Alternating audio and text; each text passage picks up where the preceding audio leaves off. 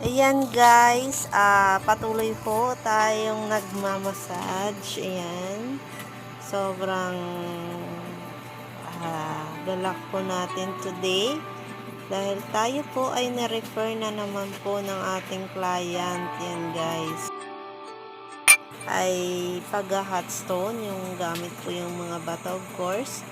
Bilang hot stone, hindi lang po hot stone, kundi may kasama din po yung massage. Yan guys. So, hello po. Kaway-kaway po. Hello parent. Yan guys. Paki-comment naman po kung ano po yung ginagawa nyong diskarte sa buhay para po masurvive natin yung ating mga pangangailangan. Kaway-kaway din po sa mga kapwa ko masahista or massage therapy.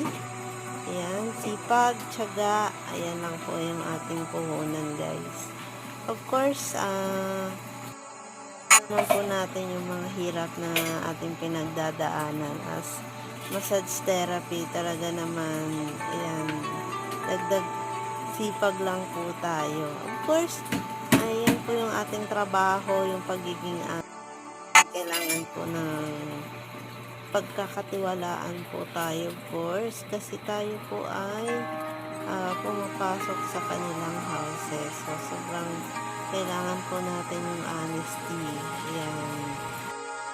Kapwa ko, masahista dyan. Hello po. Buong Pilipinas po.